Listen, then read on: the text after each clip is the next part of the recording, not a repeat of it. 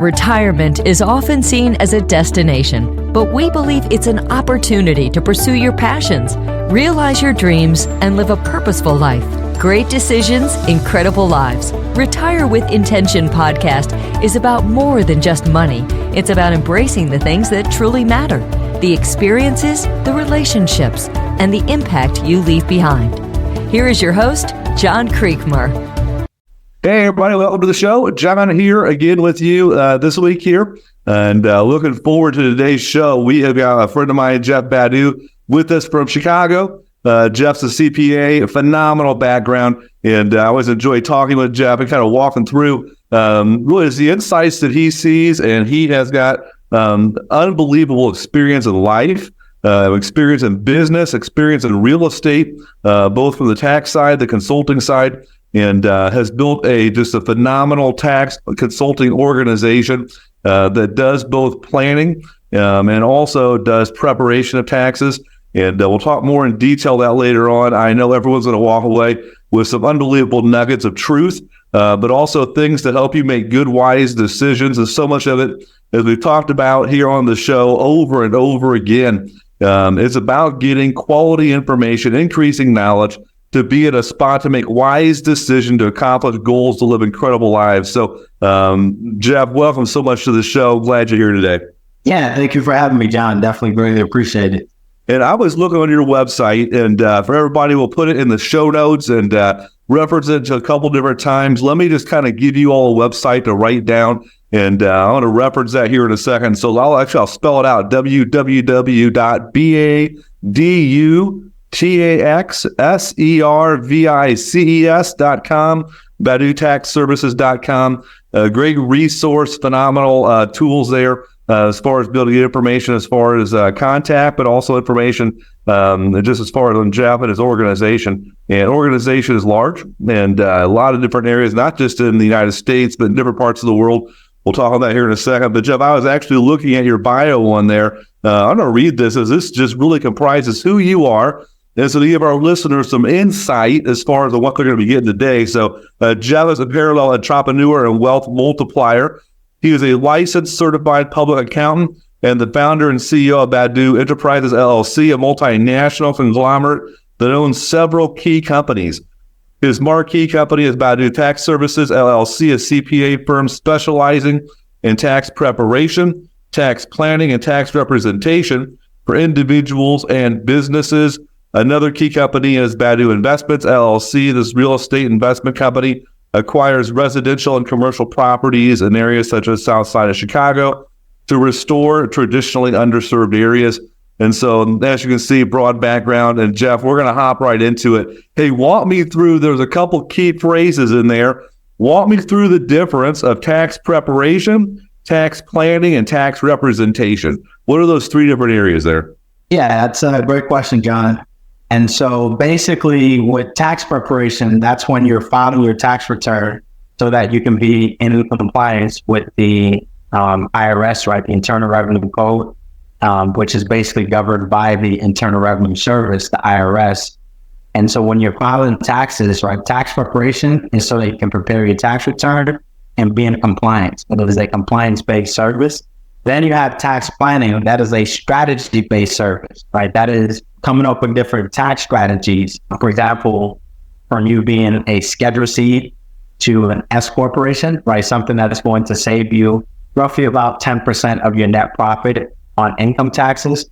So going through different tax strategies so that we can reduce your tax liability so that you're not paying as much in taxes. So when we do the tax planning, we're going to use the plan that we create for the preparation, right? So that we apply the strategies in order for you to avoid overpaying in income taxes. Then we have the representation side. That's if you get in trouble with the IRS or if you owe back taxes, right? You owe some money to the IRS.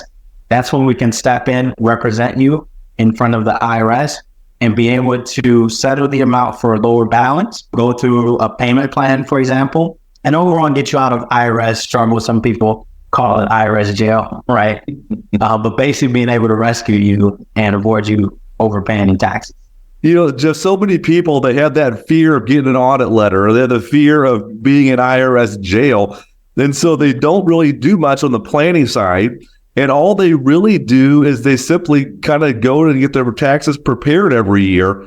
From what have you seen people over the years missing out on opportunities to save if all they're really focusing on is the preparation side? Yeah, I mean, we see opportunities all the time. I can tell you that if we have a client that comes into our firm and has not utilized our services or even services of any other accountant, then there's 99% chance that there's something that's missing in terms of strategy. 99% chance.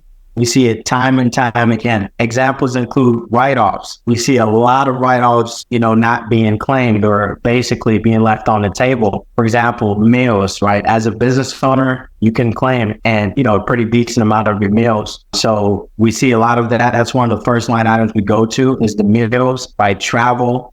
There's a rule out there known as the Augusta Rule, which basically allows you to rent your home from yourself to your business and be able to write it off as a business expense. And the business doesn't, or you as the owner of the property don't have to claim the income, right? So we see that time and time again. We see folks that come in with the Schedule Cs that have a net profit over $100,000. And we're like, man, we could save you so much on the self-employment side, not just moving forward, but get this, we can go back and amend and fix the return from the past, right? And we see it time and time again, real estate investors not doing any cost segregation, accelerated depreciation. So there's a 99% chance that if we see a tax return that comes into our firm that we didn't work on, that there's something that's missing. Wow. So how far back can somebody amend a return? Is that like 1 year or is it longer than that? Yeah, that's a great question, John. It's typically 3 years, right? So 3 years is when we can amend a tax return. And it's basically 3 years from the date that the return was originally due. And so, for example, if your return was due April 15, 2020, then you have until April 15, 2023 to amend it, right? So it's a 3-year time frame to amend or fix, update, adjust the tax return. And that's the key thing. So some things we'll be talking about today that some of our listeners are probably going to be writing down saying, man, I probably need to go back and look at some previous year returns to see if there's some things I did incorrectly back in the past. Now, there's things you can't make a decision today here in this year and have that apply backwards to stuff from previous years, right? But there's definitely some things you may want to go back and check your returns to make sure you did things properly. Jeff, I don't know about you. I know when I'm looking at returns, just about every return I look at, I find mistakes that were done. And a lot of times folks aren't sure where to go as far as even on preparation. And a lot of times they work with folks that do not have the certifications, do not have advanced training, have not stayed up to date as far as with tax law changes. And they don't know how to navigate the code well. And quite honestly, there's mistakes there. So having that review is the first point as far as on making sure things are done well moving forward. It's just making sure stuff's done well in the past. That's kind of nuts, right? So you did mention something. Walk me through, just see if real personal knowledge. So Stacey and I, we have a number of different businesses and we host a lot of people as far as for dinners and for parties. So if we end up hosting an event at our house, we live out in the country, we have some land there with us. If we host a dinner event at our house and then have with that a performance or as far as an agenda for the evening, we're able to actually we have a Schedule C corporation, then we can actually rent the property from us as individuals. Is that what I heard you say? Yeah, so basically that is correct. So there's a rule out there known as the Augusta Rule. And the Augusta Rule allows you to have a meeting inside of your home. It could be any type of meeting, by the way. It doesn't have to be a big retreat. It could be, you having a meeting with a team member in your home or with your spouse, who's your business partner, and you're talking business. Maybe it's your, one of your monthly meetings that perhaps you do, that to discuss business, to discuss advisory, to discuss growth plans, all that good stuff. So basically the Augusta Rule allows you to rent your home from yourself to your business for up to 14 days a year, where the business gets to claim a tax deduction up to $1,000 per day, right? $1,000 per day. So that's a $14,000 tax deduction that the business is able to obtain. And you as the owner of the property don't have to claim the $14,000 as income because because the Augusta Rule allows you to rent your home from yourself to your business, or anybody for that matter, for up to 14 days a year and not pay any income taxes. Wow, that's a huge thing for many folks that probably had no idea about the Augusta Rule. That is a huge tip. And, Jeff, I could probably just guess that's probably only one countless numbers of different things that your team is able to bring to the table as far as on recommendations, right? Yeah, I would say one out of at least 100 things that we can bring to the table. Yeah. Wow. Incredible. Let's kind of think this through now. So you guys are in not just the preparation business, because the preparation, that's simply a recording of history of what's happened in the past. And you want to make sure it's done well and it's technically accurate. But you don't find tax savings in just the preparation for most folks. The savings really comes in the planning side of things. So from your perspective, what can people expect if they walk through planning properly? Is there a rule of thumb of what they could be able to expect both in short-term and longer-term income tax savings? Yeah. So, I would say if you're working with our firm, for example, we structure our services in different ways where it can get you short-term immediate benefits. So that's where we go back in and amend the return. So for example, we had a client that came in the door and she had roughly about $100,000 in self-employment net profit, Schedule C. That's the form that we use for self-employed individuals. She does have an LLC, but she never was taught, hey, I could probably move to an S corporation, right? So the first thing we did was we looked at her return from 2022, and it looked like she could benefit from an S corp conversion, right? So basically one of the strategies that we put in place was, hey, let's move you over to an S corp. And for her, it actually saved her about $14,000 in income taxes just from doing that conversion. She initially came in thinking that we can do stuff prospectively, like moving forward, but she didn't know we can go back retroactively and go backwards and fix the stuff from the past. We also found out that she didn't have her business vehicle. She had just bought a truck. And she literally drives like 2 hours or so to, from business locations. Yeah. And so that was missing on the return. And so we found that for her. We found some additional, we used the Augusta Rule for her. Mm-hmm. So overall, we were able to, in combination, give her back about $25,000 of what she paid in taxes. Mm-hmm. Put that back into her bank account. She's growing her business now. And so that's a short-term benefit. But get this. She can use those same strategies every single year for the rest of her life, whether or not she utilizes our quarterly maintenance tax planning, or she does it on her own, because we've given her a strategy at this point. We'll meet with her. We're going to walk through each strategy, how to execute the strategy, and then we'll amend her prior return to get her the tangible benefits. So there's definitely short-term benefits involved, potentially, most likely. Mm-hmm. And then most 100% definitely long-term benefits. So what I hear you saying is that huge value in doing the one-time audit and saying, hey, let's make sure things are done well in the past, and even from doing the return. But the real value comes in as far as regular ongoing planning to say, hey, let's make sure from a strategic standpoint, we're working together to get the savings ongoing year after year after year. 1,000%. So now we have a lot of listeners that have small businesses. We have a lot of folks that ping us and talk to all of our different channels that have different ways of building out real estate in their portfolios. And so trying to find ways of doing it more efficiently and doing it more effectively as far as with their after-tax earnings. But we also have a lot of listeners, Jeff, quite honestly, they're W-2 taxpayers. And so they might be sitting there saying, yeah, but what can a W-2 taxpayer do? Are there some adjustments I can make on maybe some of the hobbies that I do or some of the extra things that I do? Or I was thinking about picking up a side job or doing a side hustle. Is there some things that might be beneficial for me currently as a W-2 taxpayer? Yeah, that's a great question, John. So outside of your, putting money in your IRA, individual retirement, 401k, and then, we'll get to HSA, health savings account here. But basically outside of that, yeah, and you can, nowadays the world is it's so global, it's so digital, it's so virtual. You can do anything. Almost everybody can be a consultant at something. You can become a life coach, you can become a business coach, you can drive for Uber, you can do Amazon third-party retailer, you can do Amway and all these other, a lot of different companies, a lot of different businesses. And the beauty about the generation, the beauty about the time that we're in is it's so easy to start the business, right? So basically what you can do if you're a W-2 earner is start a side business that you turn into a business, meaning you form an LLC or INC, a corporation. The moment you do that, you just activated a whole new world of tax deductions. Now you can deduct things that you couldn't do as a W-2 employee only, right? Now you can write off your meals, the food that you're eating, your travel, your home office, use the Augusta Rule, right? Have your 14 meetings in your house, utilities, your cell phone, your internet, all these different things all of a sudden now become deductible and help reduce your number one expense on the planet, which is not your home, but it is income tax. Uncle Sam.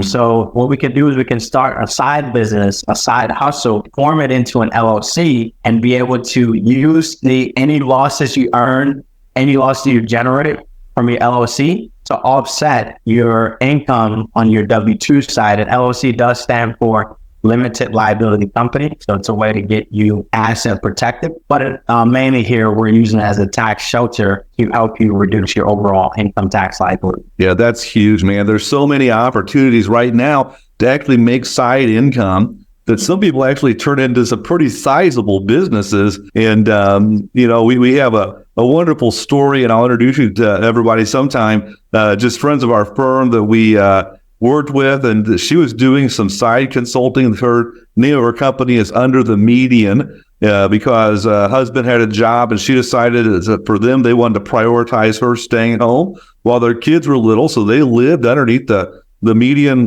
standard of living as far as poverty line. But then she actually developed a consulting business for how to save money and find savings in your budget. And now they have got over 250,000 subscribers on their YouTube channel. And so they took something that was really just to give them supplemental income, turned it into a big business and tax savings. Now I'm going to connect them with you, Jeff, because they need some help as far as the tax saving side. That's how to structure things well. So those are phenomenal tips. Appreciate it. And you guys do a great job too of making sure that no one has a tax law named after them. That's never a good thing, right? The U.S. government versus John Kramer. That's not a good thing to be in. But so you want to make sure you do things well and do things right. But the ongoing planning is really where the long-term money's at. Jessa, what have you seen as far as with people once they walk through tax savings? You just mentioned that your taxes are really your largest expense that a family is going to have. It's not your house, it's your taxes. So when they walk through savings, how much does that play into actual wealth creation? Not just saving tax dollars, but can that be translated into wealth creation for people? Yeah, definitely. I mean, at the end of the day, your budget is going to be very important. Right, your budget is composed of your income and expenses, which determines your disposable income. So if you can reduce your expenses by reducing your taxes, then that's going to give you more disposable income so that you can fill up your asset bucket, where you can start buying things like real estate.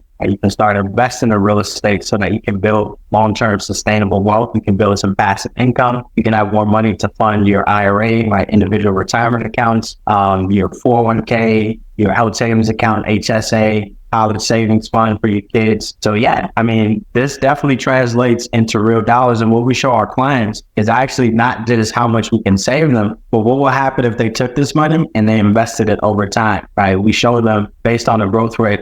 We use the stock market usually as an example. Sure. What can $20,000 a year in savings actually turn into in about 30 years?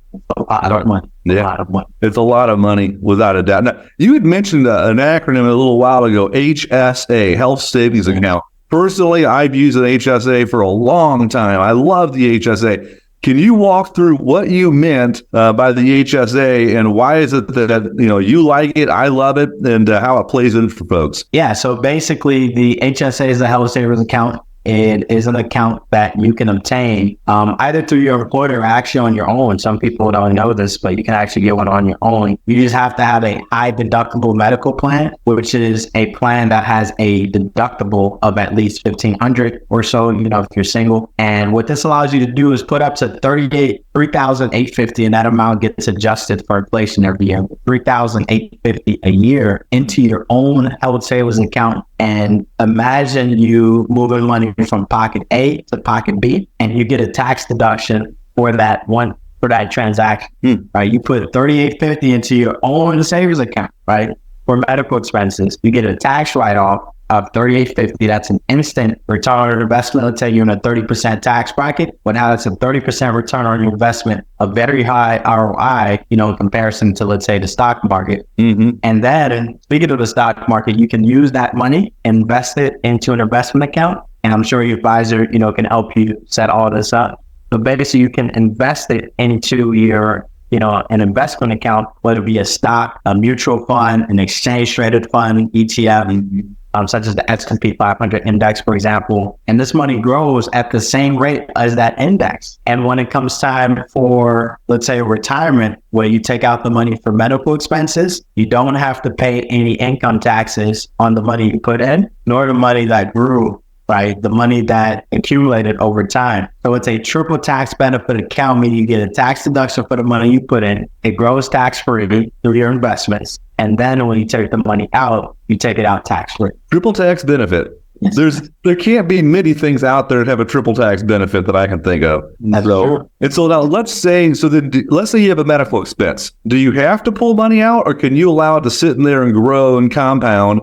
And then is there a statute of limitations on time as far as on how long it can sit there before you pull it out? Yeah, that's a great question, John. So basically, what you can do is you can let the money, let's say you're 30 years old right now and you just got an HSA and you want to retire at age 70. You don't want to touch any of the money in your HSA for that 40-year time period. What you can do is tally up your receipts, right? Collect your receipts, create a spreadsheet, all the medical expenses, right? Create your budget, all the medical expenses you've had for that 40-year period, and then send that report to the HSA, the health savings account provider, and they will basically send you a check, or they'll do ACH to reimburse you one time for all your medical expenses that you accumulated over that 40-year time period with no time limit on, right? So you can be 30 now, 90 in the future, take out money from your HSA, it's still perfectly fine, right? And you got all that tax benefits, the tax deduction, the money going in, the tax-free accumulation on the money growing, and then the tax-free distribution on the money coming out. That's huge savings, a huge tip. And that's something where folks, if they have, like I said, a high deductible plan is what you have to be eligible. And it can be done through your employer, it can be done on the individual side, whatever makes sense. And make sure you deal with your advisor to walk through that, because that's a huge, huge savings. And I'll tell you, man, Jeff, every time I talk to you, I think we could talk for hours on some of this stuff. And yet I want to make sure we pivot pretty quickly here to a topic that I think is something that everyone needs to have as a portion of their overall wealth creation goal. That has to do with their real estate. Can you walk us through? I mean, we could dig down way deep in the weeds on this. Maybe we'll have, Jeff and John 2.0, which was just real estate, but let's kind of whet everyone's appetite, if we will, a little bit on the tax impact of real estate.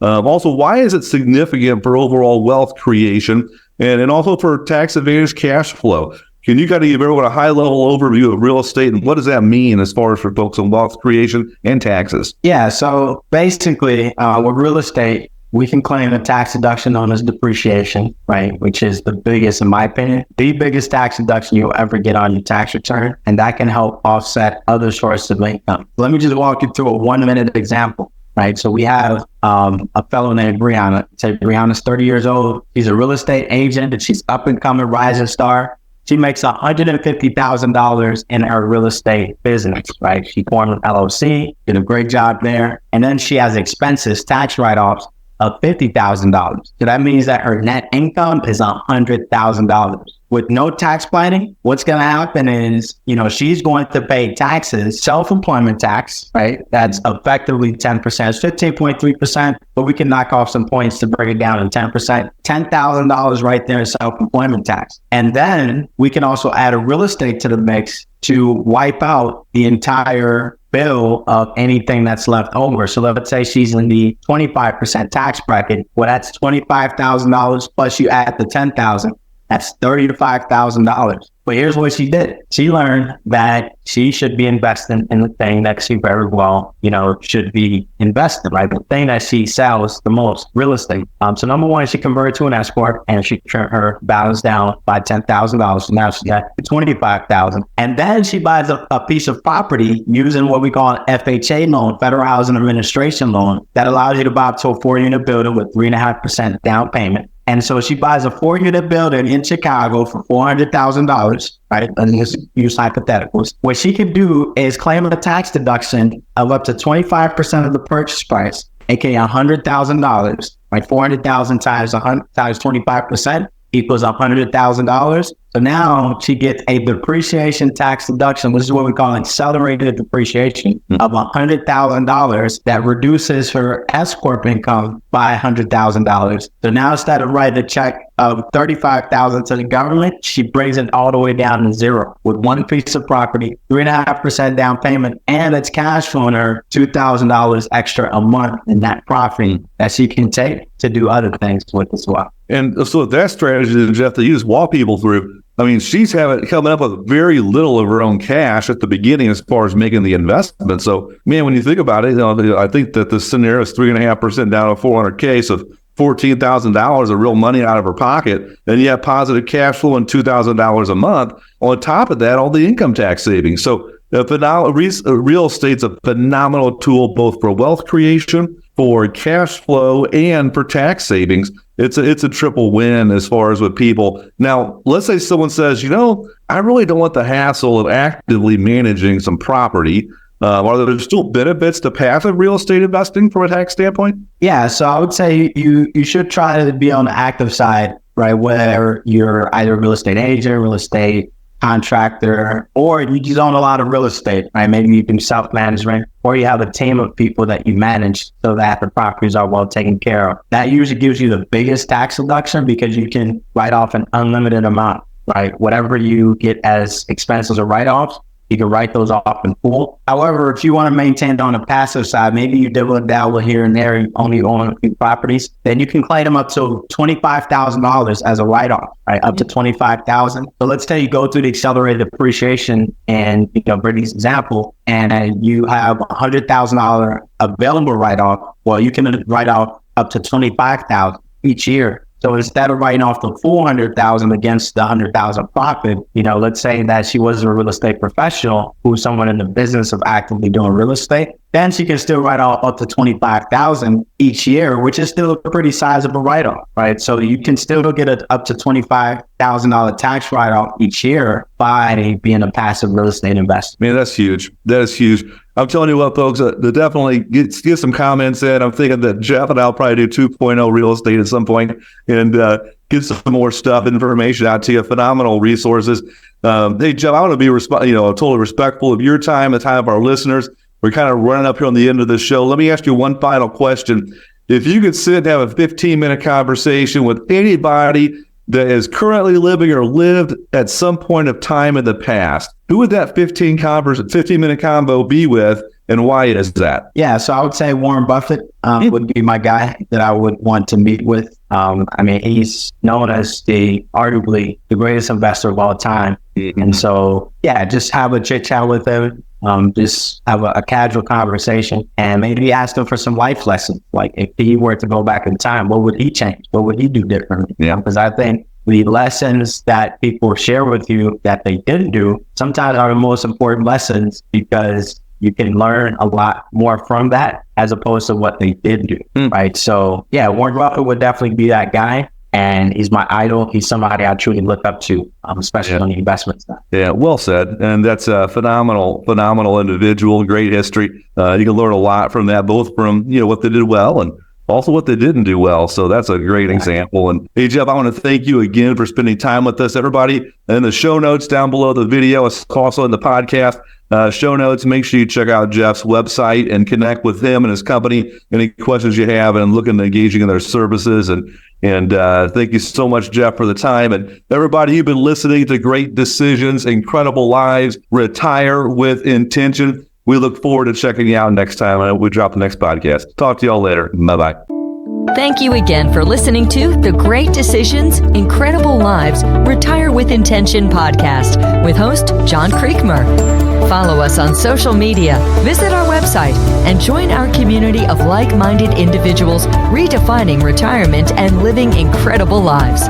Please leave us a review and share our podcast with others who may benefit.